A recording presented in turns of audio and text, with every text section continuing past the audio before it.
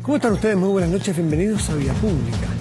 El presidente Sebastián Piñera y la primera dama Cecilia Morel comenzaron una cuarentena preventiva luego de que se les notificara, pasado el mediodía, de que ambos son contactos estrechos de una persona diagnosticada con COVID-19 que trabaja en el domicilio de la familia. A través de un comunicado, el Palacio de la Moneda informó que ambos se encuentran sin síntomas y que el test de PCR rutinario realizado el lunes, es decir, ayer, a las 20 horas, arrojó resultado negativo. O sea, es negativo según un PCR en menos de 24 horas. No tiene síntomas ni el presidente ni la primera dama. Pese a ello, desde el gobierno aclararon que, dada esta situación, tanto el mandatario como la primera dama realizarán una cuarentena preventiva tal como indica la normativa sanitaria vigente y mantendrán sus actividades, claro, de manera telemática.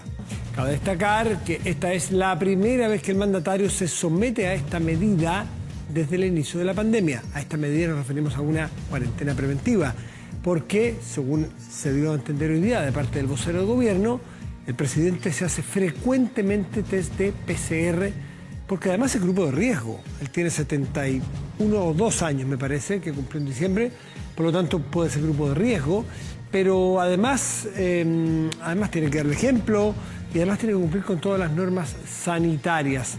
Un contacto estrecho. Vamos a la mesa de conversación porque tenemos a un experto. No lo citamos, no lo invitamos a Miguel O'Ryan a hablar sobre cuarentenas, pero igual podemos preguntarle. Miguel O'Ryan es infectólogo del Instituto Biomédico de la Universidad de Chile, ex miembro de la mesa COVID-19 y parte del comité asesor de las pruebas de vacuna. Miguel, buenas noches, gracias por recibirnos como siempre.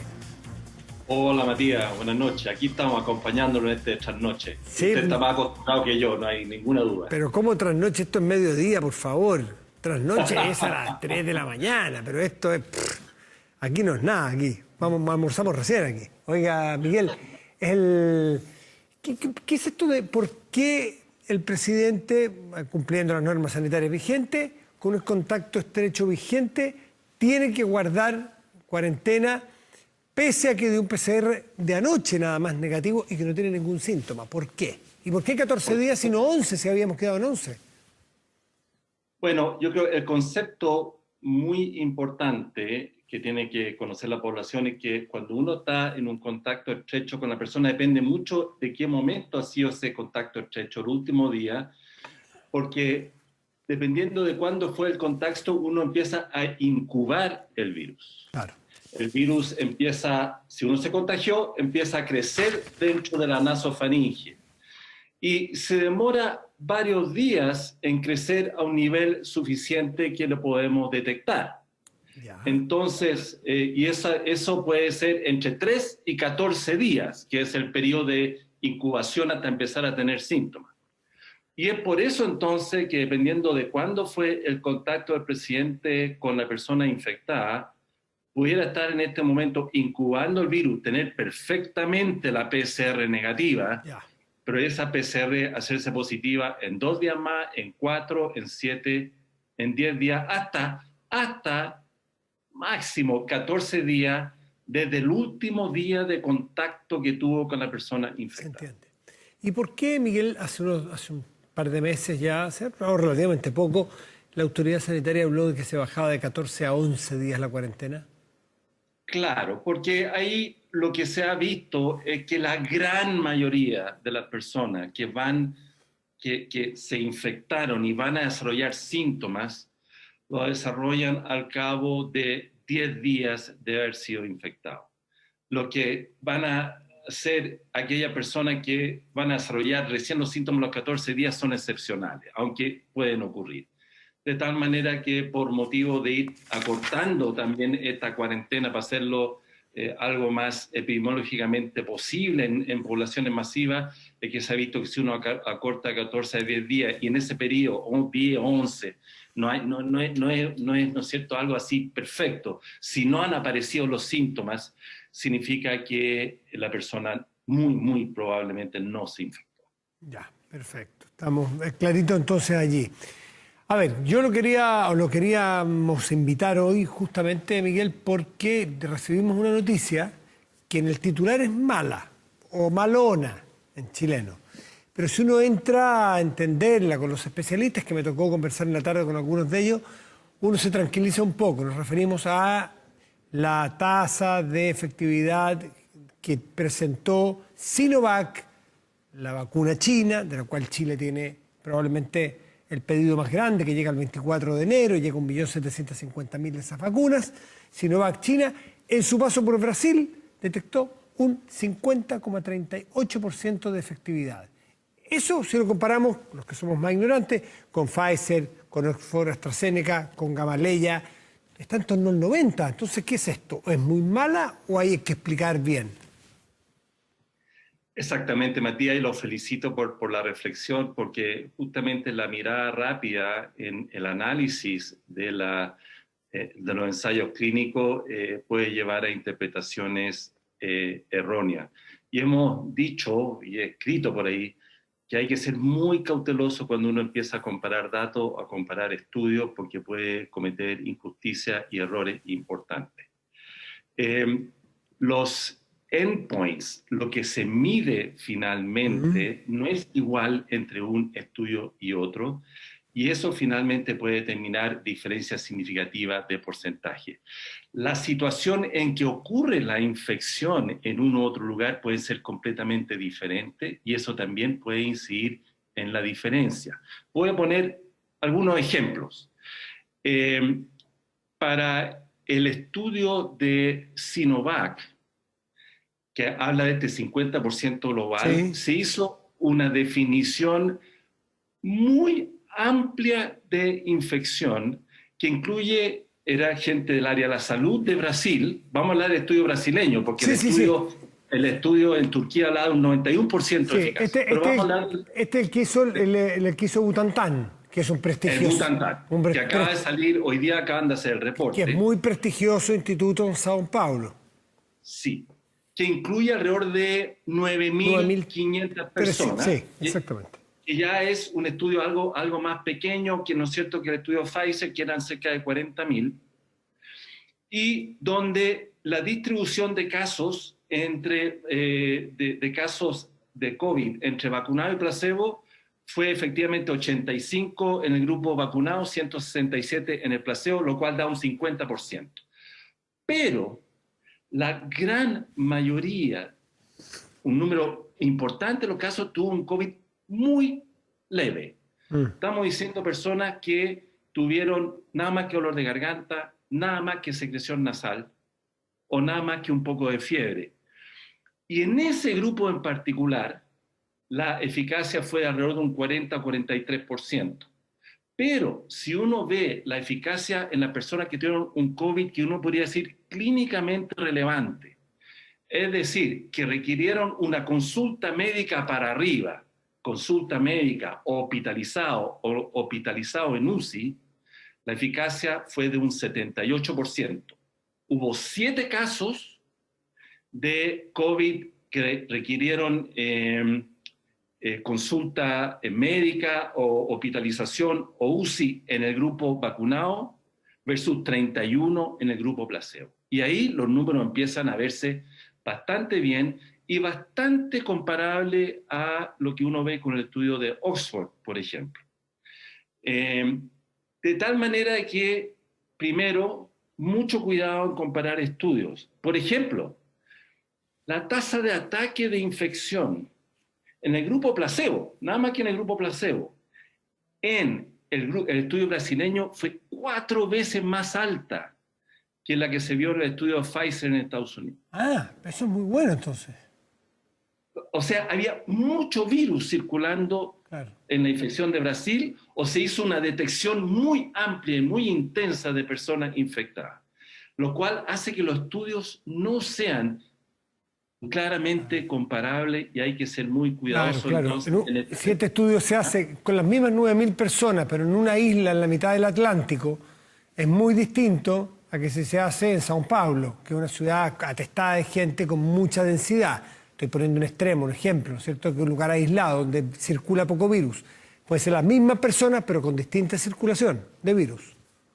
Puede impactar, no sabemos cuánto, hay modelamientos matemáticos de circulación que habría que ver, pero lo importante cuando uno analiza este estudio en más detalle, y esto ya lo he conversado con colegas vaccinólogos brasileños de peso, es que si uno mira superficialmente los datos y dice 50%, uno dice, uff, no me gustó tanto. No, de hecho, perdón, Miguel, hubo diarios como Wall Street Journal, diarios importantes en el mundo que hablan de una gran decepción de la vacuna de Sinovac, que a nosotros nos pega muy fuerte porque no solo desde el punto de vista de la salud y del efecto, desde el punto de vista de la, vamos a decir, de la imagen, vamos a decir, de la confianza de la gente, de lo que puede significar que le van a decir en un mes más, oiga, tengo vacuna Sinovac, ah no, esa es la que no funciona. Ese es el peligro, que si no lo explicamos bien, la gente puede estar reticente y esperar otra. Así es. Y debo decir que este tipo de situaciones que están ocurriendo ahora la habíamos preveído, sabíamos estas posibilidades de que las personas empezaran a pensar que hay vacunas de primera y de segunda, sabemos que hay prejuicios, sabemos que los estudios no son hechos de la misma manera por temas culturales, no hubiese gustado en nuestra mirada de la ciencia que todos los estudios tuvieran una metodología similar, es decir, un estudio multicéntrico internacional, amplio, con más de 40.000 personas, todo usando una misma vara en ese estudio, como lo hizo Pfizer, lo hizo Moderna, lo hizo Janssen, ¿no es cierto?, las típicas compañías americanas, europeas.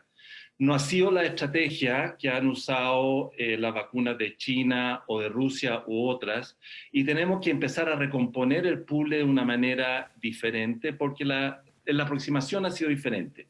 Pero ahí es donde nosotros tenemos que ser cautelosos en el análisis y entendiendo que los estudios nos hubiera gustado a lo mejor hecho más a lo que estamos acostumbrados, ser muy cuidadosos en la interpretación. No ser acomodaticio, no ser, ¿no es cierto?, de querer ajustar los datos para que nos convengan, sino que mirarlo de una manera cercana para sacar realmente la eficacia y la seguridad que las vacunas tienen. Y a mi manera, a mi entender, la vacuna Sinovac, si usamos los parámetros que creo que son más relevantes, está mostrando una eficacia más bien cercana al 75-80%, sino un poco para arriba, que este 50%, que podría considerarse como una eficacia para toda infección, muy leve, leve, moderada, severa, que puede tener y ser relevante para lo que es el tema final de la inmunidad de rebaño,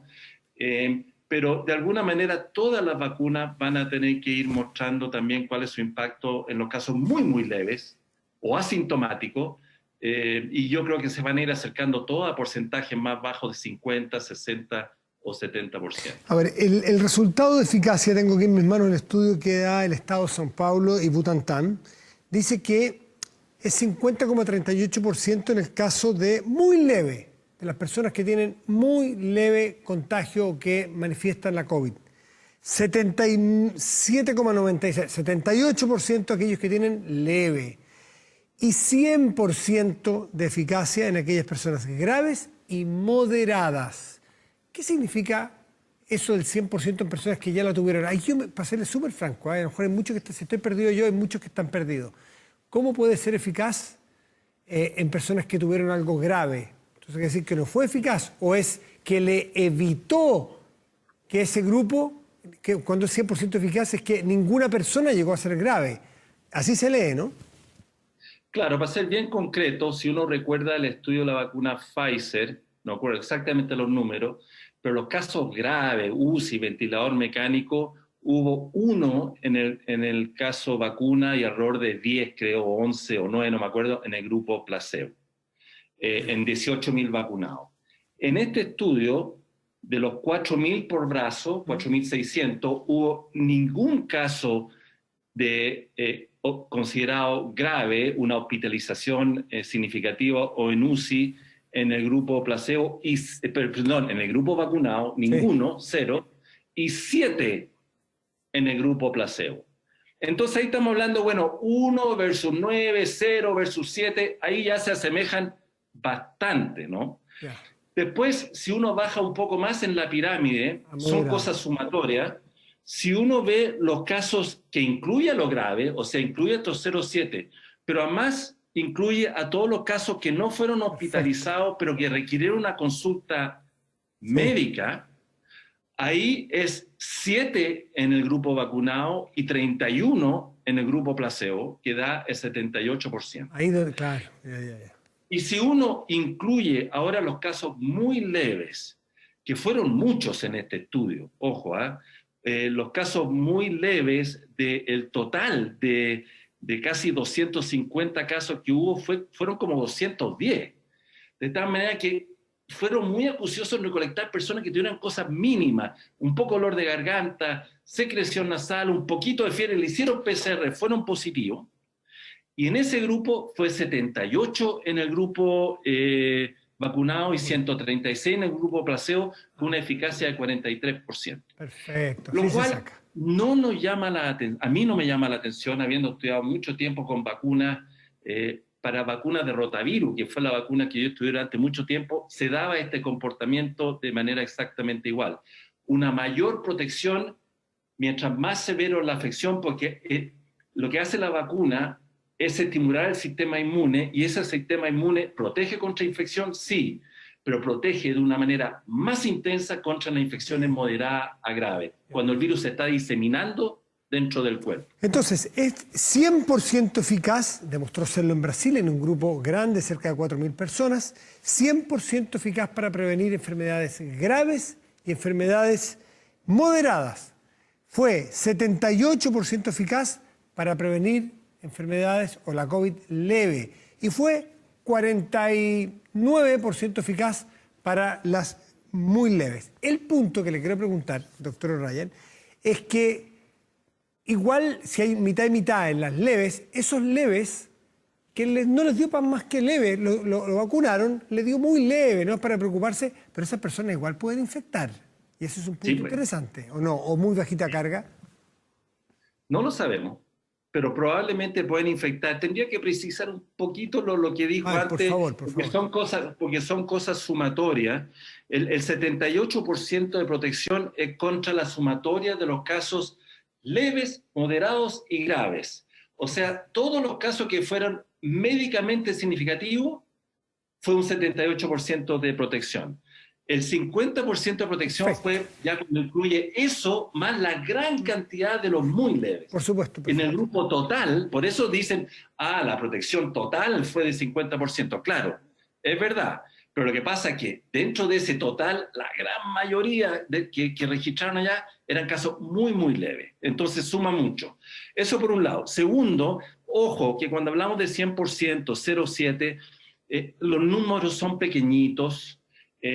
Hay que estar atento de que si esto se multiplica por 2 o por 3, a lo mejor va a aparecer un caso moderado a grave, como apareció en el grupo Pfizer, también en el grupo vacunado acá, y ya no va a ser 100%, va a bajar a 90 o 95. Eso es lo que se llama los intervalos de confianza, dependiendo de los genes. Así que tampoco uno puede rasgar vestidura para el otro lado, decir, es 100% segura protección contra la infección severa, porque el N es pequeñito. Pero las señales, a mi manera de ver, son muy, muy positivas, y me alegra mucho, la verdad, porque era una incógnita, era una interrogante, que las señales son muy positivas para la vacuna Sinovac.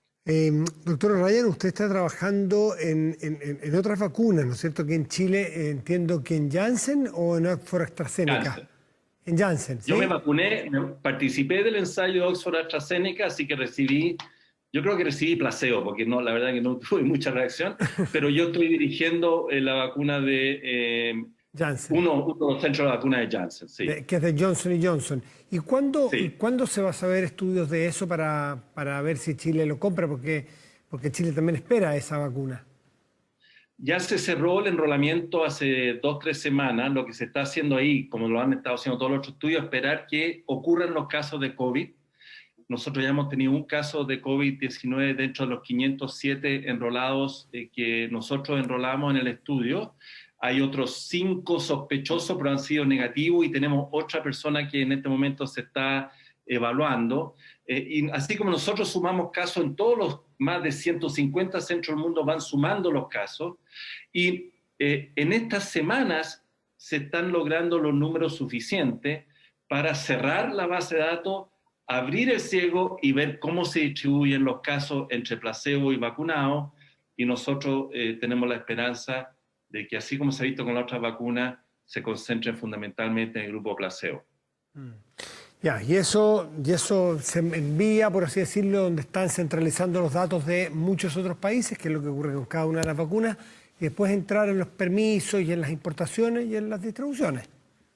Bueno, pasa a todo el proceso de revisión, claro, por la autoridad competente, por los grupos externos que ven la data, que se convencen que los resultados son suficientemente robustos en cuanto a seguridad y eficacia, FDA, EMA, Anvisa, nuestro ISP, y pasado eso, y en paralelo esperemos, las autoridades están haciendo todos los procesos para que la vacuna llegue a Chile lo antes posible, porque lo que tenemos que empezar a hacer, Matías, es vacunar, vacunar y vacunar lo más que podamos los meses que vienen, porque si no se nos viene un invierno que puede ser muy ominoso en cómo están las cifras actualmente. Miguel O'Ryan, muchísimas gracias como siempre, y ya que estima que es tan alta noche, lo liberamos para que pueda acostarse a dormir.